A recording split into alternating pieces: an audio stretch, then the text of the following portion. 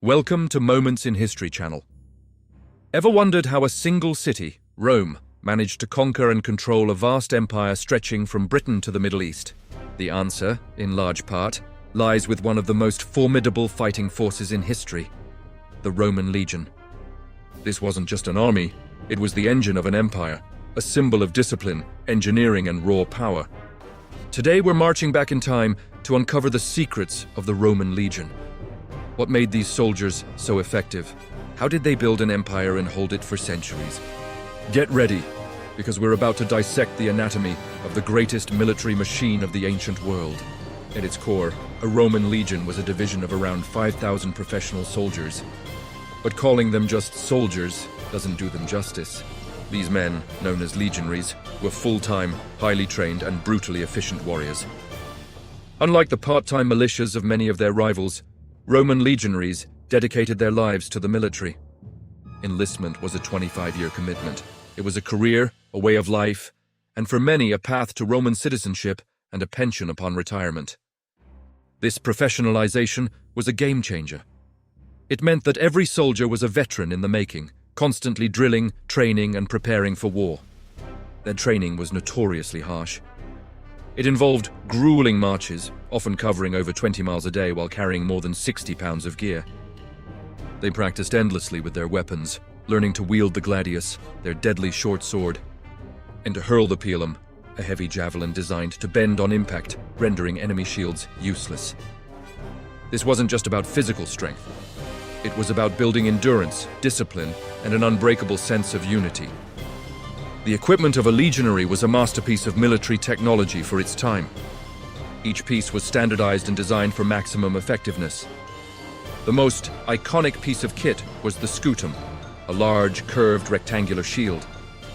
It wasn't just for defense. Its shape allowed legionaries to lock their shields together, creating formations like the famous testudo, or tortoise, which made them a walking fortress, almost impervious to arrows and projectiles. Then there was their armor, the lorica segmentata, made of overlapping iron plates. It offered excellent protection while still allowing for a surprising amount of flexibility. Their helmet, the galea, protected the head, neck, and face without obscuring vision or hearing. And of course, the weapons. The gladius was perfect for close-quarters combat, designed for stabbing in the tight confines of a battle line. The pilum, thrown just before a charge, was a devastating opening move. This combination of offense and defense, standardized across thousands of men, made the legion a terrifyingly uniform and predictable force on the battlefield, which was exactly the point. But the real genius of the Roman legion wasn't just in its soldiers or their gear, it was in its organization and tactics. A legion was a self-contained army, meticulously structured for command and control. It was divided into 10 cohorts. The first cohort was the largest and most prestigious, containing the legion's best soldiers. The other 9 cohorts were made up of about 480 men each. Each cohort was further divided into 6 centuries, commanded by a centurion. The centurion was the backbone of the legion. These were veteran, non-commissioned officers who had risen through the ranks. They led from the front, enforced discipline with an iron fist, and were responsible for the training and morale of their men. Their symbol of office was a vine staff, which they weren't afraid to use. This clear chain of command, from the legion's overall commander, the legatus, down to the individual soldier, meant that orders could be relayed and executed with incredible speed and precision, even in the chaos of battle. This structure allowed for immense tactical flexibility. A legion could fight as a single, massive block, or its cohorts could operate independently, flanking, reinforcing, or responding to threats as needed. On the battlefield, this organization translated into deadly formations. The classic Roman formation was the triplex aces, or triple battle line. The legionaries would deploy in 3 lines. The first line would engage the enemy. When they became tired, they could retreat through gaps in the second line, which would then move forward to take their place. The third line was held in reserve, a fresh and powerful force that could be used to exploit a breakthrough or to plug a gap in their own lines.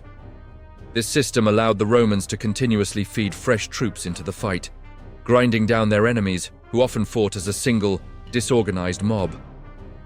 Combined with their discipline, which allowed them to perform complex maneuvers under pressure, the Romans could adapt to almost any situation. They could form a square to defend against cavalry, advance in a wedge to break an enemy line, or, as we mentioned, form the testudo to approach fortified positions. Their enemies, often tribal armies reliant on a single, furious charge, simply couldn't compete with this level of tactical sophistication and staying power. However, the legion's role extended far beyond the battlefield. They were the empire's master builders. When they weren't fighting, they were working. Roman legions constructed a staggering network of infrastructure that tied the empire together. They built thousands of miles of roads, famously straight and durable, which allowed troops and supplies to move rapidly across the vast territory. These roads were a strategic asset, but they also spurred trade and communication, spreading Roman influence. When on campaign, they built a fortified camp every single night. These camps were laid out to a standard plan, with a ditch, a rampart, and a palisade, turning them into temporary fortresses. They also built permanent forts and walls, like Hadrian's Wall in Britain, marking and defending the empire's frontiers. But their engineering skills didn't stop there. Legions constructed bridges, aqueducts to supply cities and forts with water, and even entire cities. This role as builders had a dual purpose. It kept the soldiers busy and disciplined, preventing idleness and unrest. And more importantly, it physically stamped Roman authority onto the conquered landscape, transforming foreign lands into Roman provinces. Life as a legionary was a world of routine, discipline, and loyalty. Their loyalty was first and foremost to their standard, the aquila, or eagle. Losing the legion's eagle was the ultimate disgrace, a catastrophe that had to be avenged at all costs. This devotion to the eagle fostered an intense esprit de corps, a sense of belonging to an elite brotherhood. Daily life was a cycle of drills, patrols, and construction work, all overseen by the ever-watchful centurions. Discipline was absolute and often brutal. Punishments for minor infractions could be harsh, while serious offenses like desertion or mutiny were met with decimation. A terrifying practice where 1 in every 10 soldiers in a disgraced unit was executed by his own comrades. This system forged an army that was reliable and obedient, but it also built a powerful bond between the men who endured it together. Their lives were hard, but the rewards, a steady salary, the spoils of war, and the promise of land and citizenship upon retirement, were a powerful motivator. This created a professional military class deeply invested in the success and expansion of the Roman state. Over centuries, the legion evolved. The early legions of the Republic were citizen militias. But after the reforms of Gaius Marius around 107 BC, the army was opened to the landless poor, creating the professional, long-service force we've been describing. Later, under the Empire, the legions became even more permanent and were stationed on the frontiers. They were supplemented by a growing number of auxiliary units. These were soldiers recruited from the non-citizen peoples of the Empire. They often provided specialized skills that the legions lacked, such as cavalry, archers, and slingers. Serving as an auxiliary was also a path to Roman citizenship, helping to integrate conquered peoples into the Roman system. This combination of heavy infantry legions and more flexible auxiliaries gave the Roman military a balanced and adaptable structure.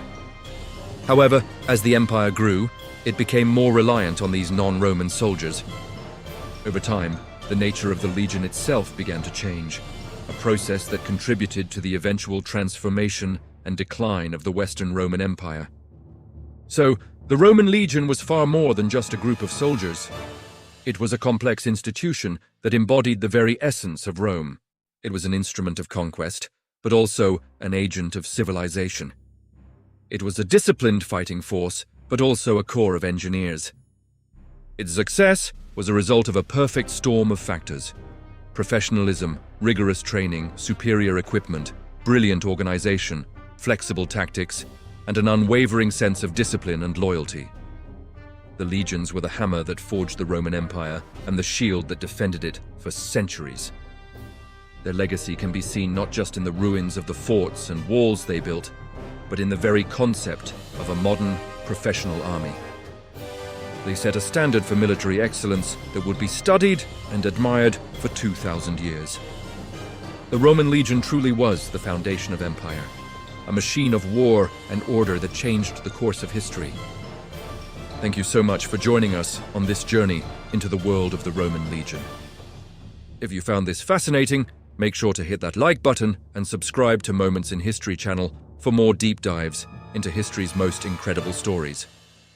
Let us know in the comments which ancient military force you'd like us to cover next.